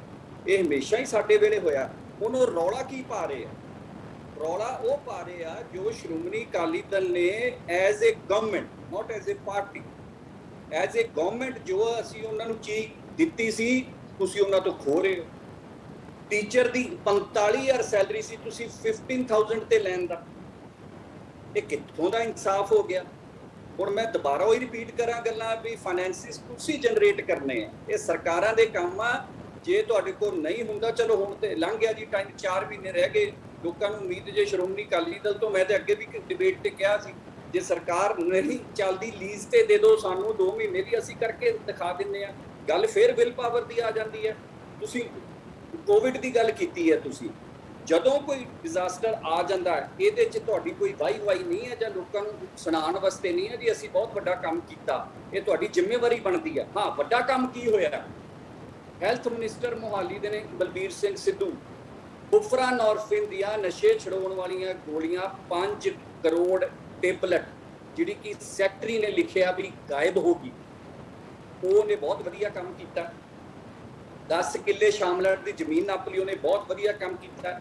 ਇੱਕ ਮੈਡਮ ਮੈਂ ਤੁਹਾਡੀ ਨੌਲੇਜ 'ਚ ਲਿਆ ਦਿਆਂ, ਤੁਹਾਨੂੰ ਨਹੀਂ ਹੋਣਾ ਪਤਾ, ਬਲਬੀਰ ਸਿੰਘ ਸਿੱਧੂ ਮੋਹਾਲੀ ਡਿਸਟ੍ਰਿਕਟ ਤੋਂ ਮੰਤਰੀ ਨੇ, ਇੱਕ ਵੀ ਵੈਂਟੀਲੇਟਰ ਨਹੀਂ ਹੈਗਾ। ਕੁਲਦੀਪ ਜੀ ਇੱਥੇ ਬੈਠੇ ਮੀਡੀਆ ਵਾਲੇ, ਜੇ ਆ ਕਹਿ ਦੇਣ ਇੱਕ ਵੀ ਵੈਂਟੀਲੇਟਰ ਜੇ ਗਵਰਨਮੈਂਟ ਹਸਪੀਟਲ 'ਚ ਕਿਸੇ ਡਿਸਪੈਂਸਰੀ 'ਚ ਹੈਗਾ, ਮੈਂ ਹੁਣੇ ਅਸਤੀਫਾ ਦੇ ਦੇਵਾਂ। ਮੈਡਮ ਇਦਾਂ ਗੱਲਾਂ ਸੌਖੀਆਂ ਨੇ ਕਰਨੀਆਂ, ਡਿਲੀਵਰ ਕਰਨਾ ਵਾਦਾ ਬਹੁਤ ਮੁਸ਼ਕਿਲ ਹੁੰਦਾ। ਡਿਲੀਵਰ ਉਦੋਂ ਹੀ ਹੋ ਸਕਦਾ ਜੇ ਤੁਹਾਡੇ ਕੋਲ ਵਿਲ ਪਾਵਰ ਹੋਵੇ। ਹੁਣ ਤੁਹਾਡੇ ਮੁੱਖ ਮੰਤਰੀ ਨੂੰ ਤਾਂ ਆਪਣੀ ਕੁਰਸੀ ਦੀ ਪਈ ਹੈ, ਉਧਰੋਂ ਤੁਹਾਡਾ ਇੱਕ ਨਵਾਂ ਆ ਗਿਆ ਠੋਕੋ ਤਾੜੀ, ਉਹ ਠੋਕੋ ਤਾੜੀ ਗੱਲਾਂ ਹੀ ਹੋਰ ਕਰਦਾ, ਉਹਨੂੰ ਸਮਝ ਹੀ ਨਹੀਂ ਆਉਂਦੀ ਮੈਂ ਕੀ ਕਹਿਣਾ। ਕੱਲ ਵਿਧਾਨ ਸਭਾ ਤੋਂ ਨਿਕਲਿਆ, ਉਹਨੂੰ ਮੀਡੀਆ ਨੇ ਸਵਾਲ ਕੀਤਾ ਕਰਦਾ, ਇਹ ਕੀ ਮਤਲਬ ਹੋਇਆ? ਤੂੰ ਪ੍ਰਧਾਨ ਹੈ ਵੀ ਜਵਾਬ ਦੇ, ਤੈਨੂੰ ਮੀਡੀਆ ਪੁੱਛਦੀ ਹੈ। ਡਿਸਕੋ ਡਾਂਸ ਕਰਦਾ ਹੈ, ਡਿਸਕੋ ਅੱਛਾ ਲੋਕੀ, ਮੈਂ ਤੇ ਹੁਣ ਤੁਹਾਨੂੰ ਫਿਰ ਕਹਿ ਦਿੰਦਾ ਵੀ ਪਿਛਲੇ 1 ਹਫ਼ਤੇ ਤੋਂ ਨਾ ਲੋਕੀ ਬੜੇ ਉਦਾਸ ਨੇ। ਮੇਰੇ ਵੱਲੋਂ ਮੈਸੇਜ ਦੇ ਦਿਓ ਠੋਕੋ ਤਾੜੀ ਨੂੰ, ਕੋਈ ਪ੍ਰੈਸ ਕਾਨਫਰੰਸ ਕਰ, ਲੋਕੀ ਹੱਸ ਹੁੱਸ ਲੈਣ, ਲੋਕਾਂ ਦੇ ਬੀਪੀ ਵਧੇ ਹੋਏ ਆ, ਲੋਕੀ ਥੋੜੇ ਖੁਸ਼ ਹੋਣ। ਚਲੋ ਸਿੰਦਰ ਜੀ, ਆਪਾਂ ਤੁਹਾਡੀ ਸਰਕਾਰ ਕਿਹੜੇ ਚੱਕਰਾਂ 'ਚ ਪਈ ਹੈ? ਤੁਹਾਡੀ ਸਰਕਾਰ ਕੈਪਟਨ ਨੂੰ ਆਪਣੀ ਕੁਰਸੀ ਦੀ ਪਈ ਹੈ, ਨਵਜੋਤ ਸਿੱਧੂ ਨੂੰ ਵੀ ਜਿਹੜੀ ਮੈਨੂੰ ਮਿਲ ਗਈ ਮੈਂ ਇੱਕ ਹੋਰ ਛਾਲ ਮਾਰ ਦਵਾਂ।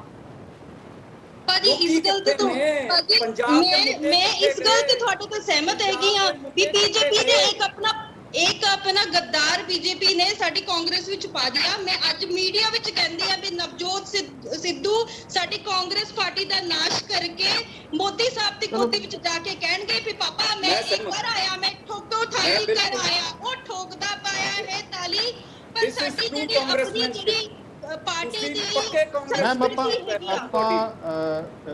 ਇਸ਼ੂ ਦੀ ਸੰਸਕ੍ਰਿਤੀ ਹੈਗੀ ਆ, ਉਹ ਇਹ ਹੈਗੀ ਆ ਵੀ ਜੇ ਅਸੀਂ ਪੈਟ ਵੀ ਪਾਲਦੇ ਹੈਗੇ ਆ, ਉਹਨੂੰ ਇੱਕਦਮ ਨਹੀਂ ਨਿਕਾਲਦੇ ਹੈਗੇ ਆ। ਉਹ ਪੈਟ ਸਾਡਾ ਰੱਖਿਆ ਸੀਗਾ, ਪਰ ਸਾਨੂੰ ਨਹੀਂ ਪਤਾ ਸੀਗਾ ਵੀ ਉਹ ਸਾਡੀ ਪਾਰਟੀ ਨੂੰ ਹੀ ਕੱਟੇਗਾ। ਮੈਮ ਕਾਈਂਡਲੀ ਆਪਾਂ ਨਾ ਪਾਰਟੀ ਦਾ ਕਲਰ ਡਿਸੀਜਨ ਸੀਗਾ, ਆਪਾਂ ਥੋੜਾ ਜਿਹਾ ਜਾਏਗਾ ਔਰ ਥੋੜਾ ਜਿਹਾ ਬਾਹਰ ਆਪਣੀ ਜਗ੍ਹਾ ਤੇ ਸਵਿਤਾ ਜੀ ਬੀਜੇਪੀ ਸਵਿਤਾ ਦੇ ਜੀ ਗੋਦੀ ਵਿੱਚ ਬਿਠਾਇਆ ਸਵਿਤਾ ਜੀ ਜਾਏਗਾ। ਇਹ ਗੱਦਾਰ ਸਵਿਤਾ ਜੀ ਹੈਗਾ ਆਪਾਂ ਇਸ਼ੂ ਔਰ ਤੇ ਗੁੱਦਾਰ ਸਵਿਤਾ ਜੀ ਇਹ ਰਹੇਗਾ। ਪਰਸਨਲ ਉਹ ਆਪਾਂ ਦਿਲ ਦੇ ਇਹ ਵਪਾਰ ਜਿਹੜੀ ਹੁੰਦੇ ਇਹ ਗੱਲਾਂ ਨਾ ਕਰੀਏ। ਬੋਲਣ ਤੋਂ। ਗਿੱਲ ਸਾਹਿਬ ਠੀਕ ਹੈ, ਤੁਹਾਡੀ ਗੱਲ ਆ ਗਈ You sir, ਆਪਣਾ I don't consider Malhotra Navjot Singh Sidhu from ਠੀਕ this media ਚਲੋ and ਚਲੋ saying ਉਹ ਤਾਂ ਤੁਹਾਡੇ Navjot Singh ਪ੍ਰਧਾਨ ਨੇ, ਉਹ Sidhu ਤੁਹਾਡੇ is a puppet of ਮੈਂ ਦੇਖਿਆ BJP who is in our Savita party ਜੀ and we will throw him out sometime. Savita ਜੀ ਥੋੜਾ ਆਪਾਂ ਨਾ ਥੋੜਾ ਜਿਹਾ ਰਿਕੋਰਮ ਰੱਖ ਲਈਏ ਡਿਬੇਟ ਦਾ। ਆਪਾਂ ਜਿਹੜੇ ਇਸ਼ੂ ਤੇ ਉੱਤੇ ਹੀ ਰਹੀਏ। ਆਪਾਂ ਜਿਹੜੀਆਂ ਤੁਸੀਂ ਕਹਿ ਰਹੇ ਹੋ ਆਪਾਂ ਉਸ 'ਚ ਨਹੀਂ ਜਾਣਾ। ਮਲਹੋਤਰਾ ਸਾਹਿਬ, ਗੱਲ ਆਈ ਹੈ ਕਿ ਦਿੱਲੀ ਮਾਡਲ ਨੂੰ ਆਪਾਂ ਪੰਜਾਬ ਦੇ ਦਿੱਲੀ ਔਰ ਪੰਜਾਬ ਦਾ ਕੰਪੈਰੀਜ਼ਨ ਨਹੀਂ ਕਰ ਸਕਦੇ, ਚਾਹੇ ਉਹ ਨੌਕਰੀਆਂ ਦੀ ਗੱਲ ਹੋਵੇ, ਚਾਹੇ ਫਾਈਨੈਂਸਿਸ ਦੀ ਗੱਲ ਹੋਵੇ। ਕੀ ਚੱਕ ਆਊਟ ਤੁਸੀਂ ਕੀਤਾ ਪਲਾਨ ਅਗਲੇ ਸਮੇਂ ਵਾਸਤੇ, ਔਰ ਜੋ ਮੌਜੂਦਾ ਇਸ ਵੇਲੇ ਜੋ ਚੱਲ ਰਹੇ ਹਾਲਾਤ, ਜੋ ਹੁਣ ਆਪਣੀ ਚਰਚਾ 'ਚ ਜੋ ਵੀ ਨਿਕਲ ਕੇ ਆ ਰਿਹਾ? अनिल जी देखो, इस तरह है कि देश कोई भी होए, प्रदेश कोई भी होए, पर एक गल तो सांझी है ना कि जे सरकार ईमानदार होएगी तां ही ठीक तरह चलेगी।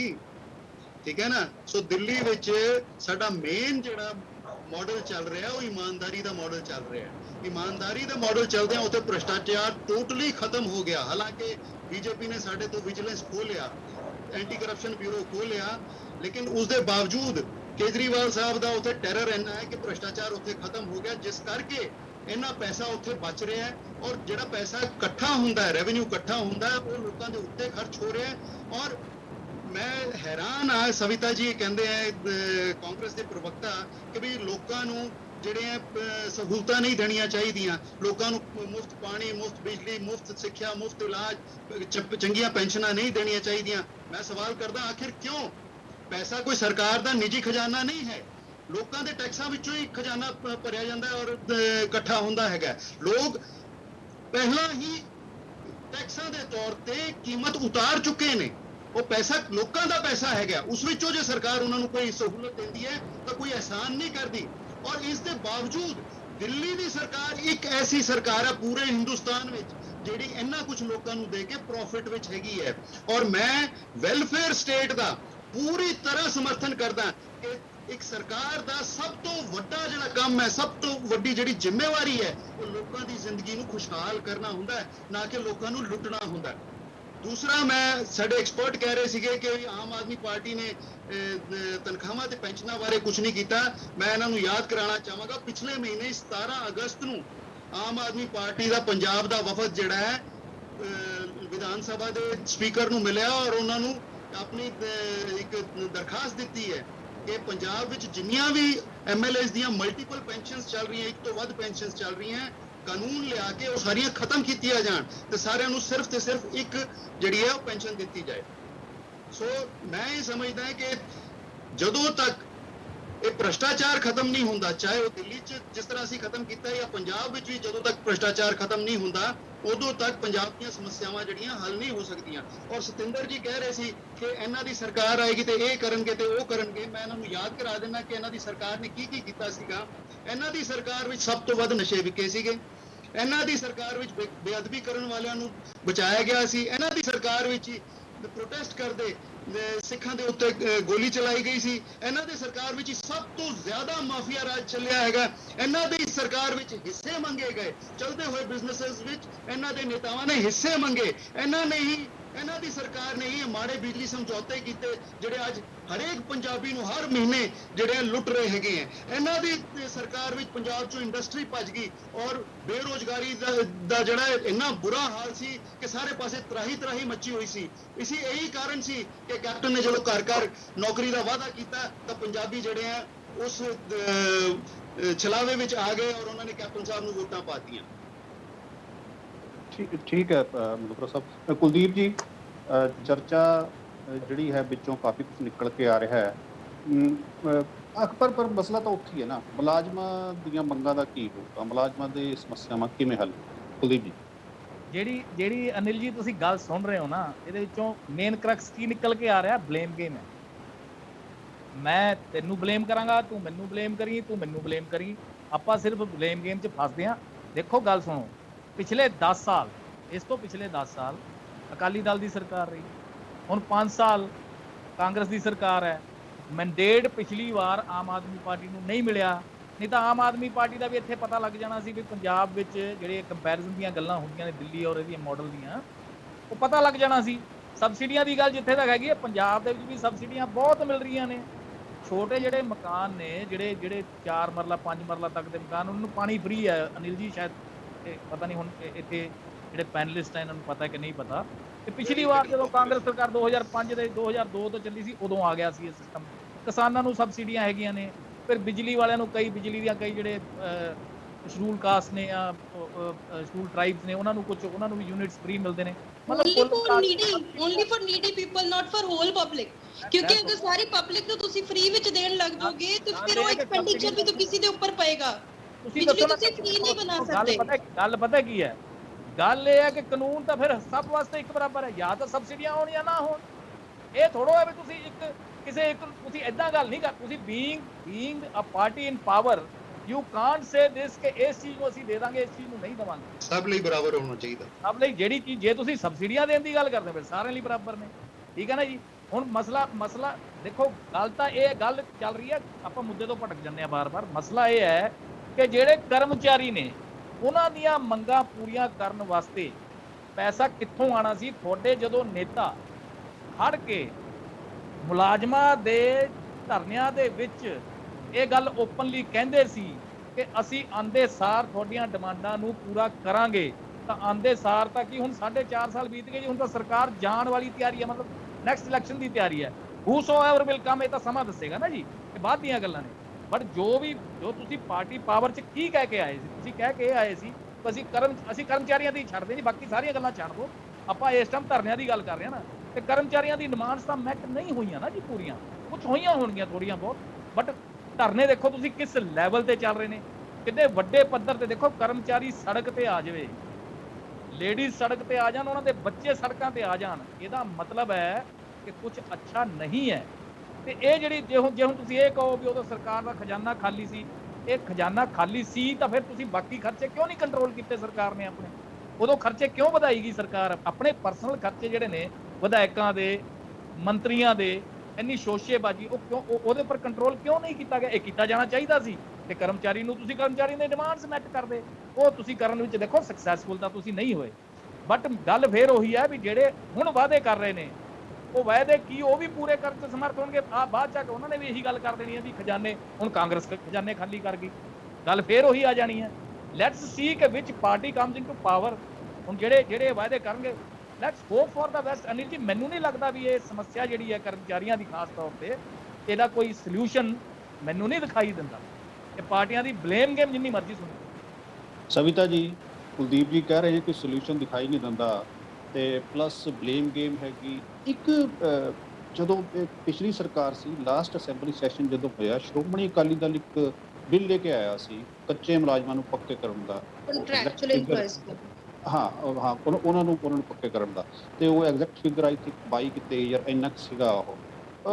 ਉਹ ਆਪਣਾ ਕੀ ਕਾਂਗਰਸ ਗਵਰਨਮੈਂਟ ਉੱਥੇ ਕੁਝ ਵਧੀ ਅੱਗੇ, ਤੇ ਹੁਣ ਉਮੀਦ ਕਰ ਸਕਦੇ ਆ ਵੀ ਜਿਹੜੀ ਡਿਮਾਂਡਸ ਜਿਹੜੀਆਂ ਹੈਗੀਆਂ ਇੰਪਲਾਈਜ਼ ਦੀਆਂ ਆਉਣ ਵਾਲੇ ਕੁਝ ਦਿਨਾਂ 'ਚ ਉਹ ਪੂਰੀਆਂ ਹੋਣਗੀਆਂ, ਜਾਂ ਕਿਸੇ ਨਾ ਕਿਸੇ ਹੱਲ ਤੇ ਨਿਕਲੂਗਾ? ਕਿਉਂਕਿ ਹੁਣ ਬਸ ਆਪਾਂ ਇਹ ਮੰਨ ਕੇ ਚੱਲੀਏ ਕਿ 3 ਮਹੀਨੇ ਬਾਅਦ, 3.5 ਮਹੀਨੇ ਬਾਅਦ ਕੋਰਟ ਲੱਗ ਵਿਧਾਨ ਸਭਾ ਦੇ ਸੈਸ਼ਨ ਵਿੱਚ ਉਹ ਬਿੱਲ ਪੈਂਡਿੰਗ ਹੈਗਾ, ਐਂਡ ਸਾਡੀ ਪੂਰੀ ਕੋਸ਼ਿਸ਼ ਹੈਗੀ ਹੈ ਕਿ ਉਹ ਬਿੱਲ ਪਾਸ ਕਰਾ ਕੇ ਅਗਲੀ ਸਰਕਾਰ ਜਿਹੜੀ ਵੀ ਆਣੀ ਹੈਗੀ ਆ, ਚਾਹੇ ਸਾਡੀ ਸਰਕਾਰ ਆਉਂਦੀ ਆ, ਚਾਹੇ ਅਕਾਲੀ ਕਹਿੰਦੇ ਆ ਅਕਾਲੀ ਦੀ ਸਰਕਾਰ ਆਉਂਦੀ ਆ, ਚਾਹੇ ਆਪ ਦੀ ਸਰਕਾਰ ਆਉਂਦੀ ਆ, ਮੇਨ ਮੁੱਦਾ ਇਹ ਹੈਗਾ ਜਿਹੜੇ ਕੰਟਰੈਕਚੁਅਲ EMPLOYEES ਹੈਗੇ ਆ, ਉਹਨਾਂ ਨੂੰ ਸਾਡੀ ਕੋਸ਼ਿਸ਼ ਪੂਰੀ ਰਹੇਗੀ ਉਹਨਾਂ ਨੂੰ ਰੈਗੂਲਰਾਈਜ਼ ਕਰਨ ਦੀ, ਪਰ ਉਹਨਾਂ ਨੂੰ ਵੀ ਸਮਝਣ ਦੀ ਕੋਸ਼ਿਸ਼ ਜ਼ਰੂਰ ਕਰਨੀ ਚਾਹੀਦੀ ਹੈ ਕਿ ਕੋਵਿਡ ਦੀ ਵਜ੍ਹਾ ਤੋਂ ਜਿੱਥੇ ਪ੍ਰਾਈਵੇਟ ਸੈਕਟਰਸ ਖਾਲੀ ਹੋ ਚੁੱਕੇ ਹੈਗੇ ਆ, ਪ੍ਰਾਈਵੇਟ EMPLOYMENT ਬਿਲਕੁਲ ਖਤਮ ਹੋ ਚੁੱਕੀ ਹੈ, ਐਟਲੀਸਟ ਉਹਨਾਂ ਦੇ ਕੋਲ ਗਵਰਨਮੈਂਟ ਦੀ ਕੰਟਰੈਕਚੁਅਲ ਪੋਸਟਾਂ ਹੈਗੀਆਂ, ਉਹਨਾਂ ਦੇ ਬੱਚੇ ਨੂੰ ਕੋਵਿਡ ਦੇ ਟਾਈਮ ਵਿੱਚ ਵੀ ਘਰ ਉਹਨਾਂ ਨੂੰ ਸਹੂਲੀਅਤ ਮਿਲਦੀ ਰਹੀ ਹੈ ਗਵਰਨਮੈਂਟ ਦੀ, ਔਰ ਜਿਹੜੀ ਉਹਨਾਂ ਦੇ ਰੈਗੂਲਰਾਈਜ਼ ਕਰਨ ਦੀ ਡਿਮਾਂਡ ਹੈ ਕਿ ਜਿੱਦਾਂ ਹੀ ਇਹ ਬਿੱਲ ਪਾਸ ਹੁੰਦਾ ਹੈ ਸਾਡੀ ਸਰਕਾਰ ਇਹ ਕਰਕੇ ਜਾਏਗੀ ਔਰ ਉਸ ਦੀ ਪੂਰੀ ਕੋਸ਼ਿਸ਼ ਕਰ ਰਹੀ ਹੈਗੀ ਆ। ਤੇ ਮੰਨ ਸਕਦੇ ਆ ਕਿ ਮੁਲਾਜ਼ਮਾਂ ਦੀਆਂ ਜਿਹੜੀਆਂ ਮੰਗਾਂ ਹੈਗੀਆਂ ਉਹਨਾਂ ਦਾ ਹੱਲ ਨਿਕਲੇਗਾ गवर्नमेंट ਤੇ ਨਵੇਂ ਇਲੈक्शन ਤੋਂ ਪਹਿਲਾਂ?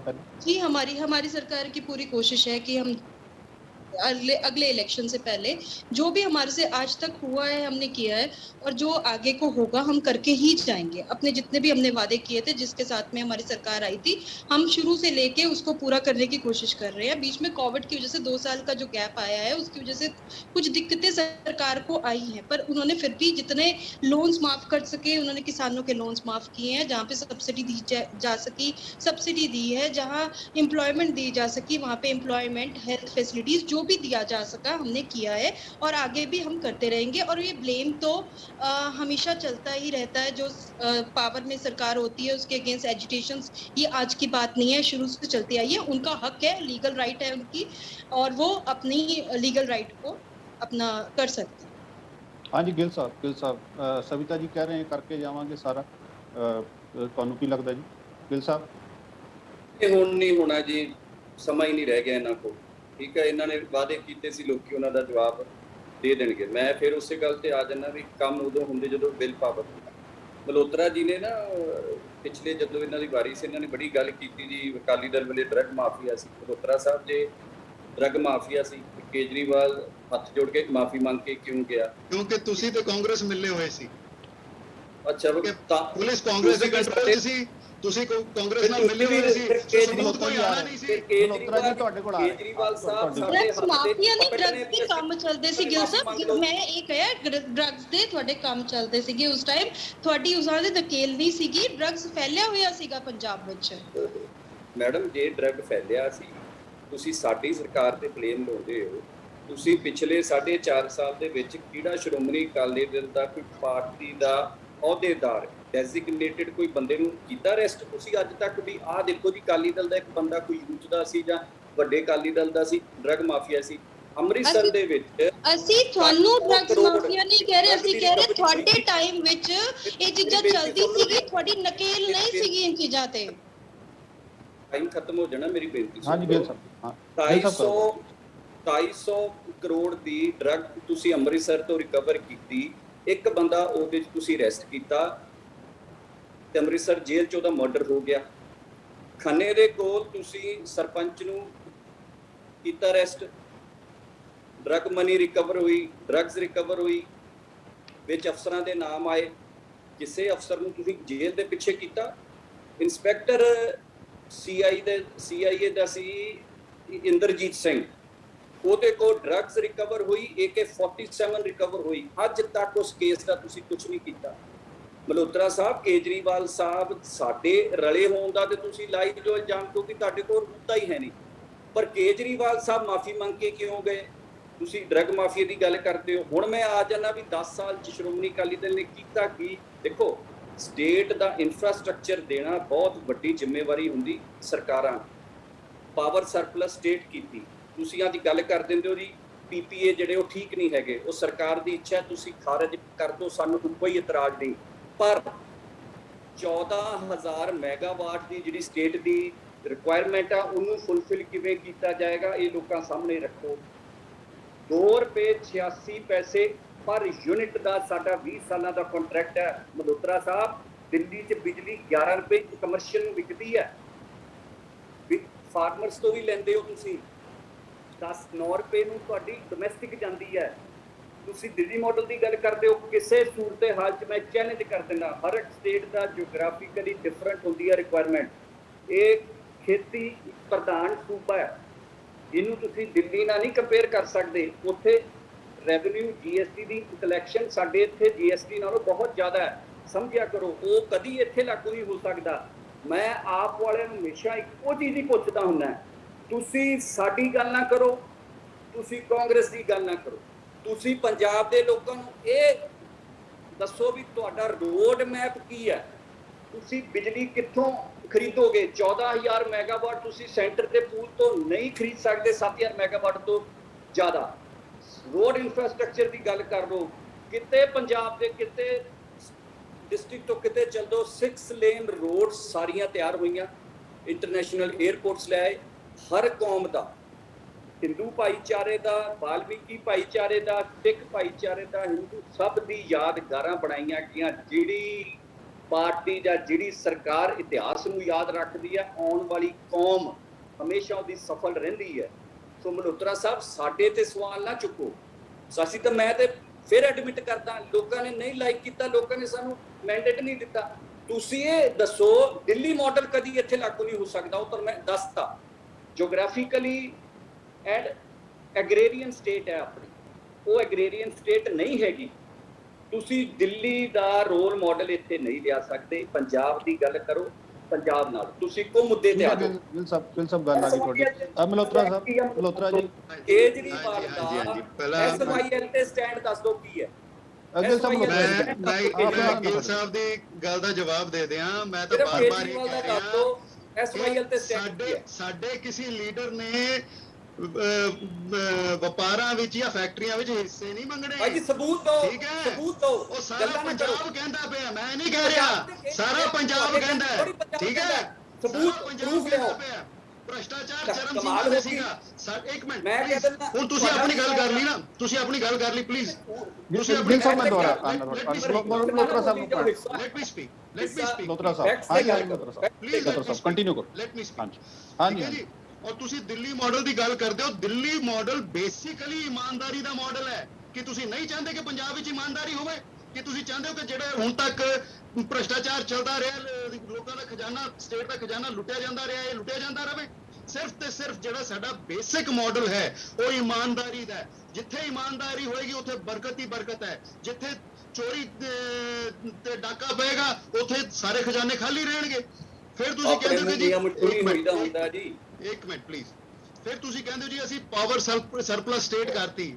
ਉਹ ਭਾਈ ਜਿੱਥੇ 2000 ਮੈਗਾਵਾਟ ਦੀ ਲੋਡ ਸੀ ਤੁਸੀਂ 4000 ਮੈਗਾਵਾਟ ਲੈ ਲਈ, ਕਿਉਂ?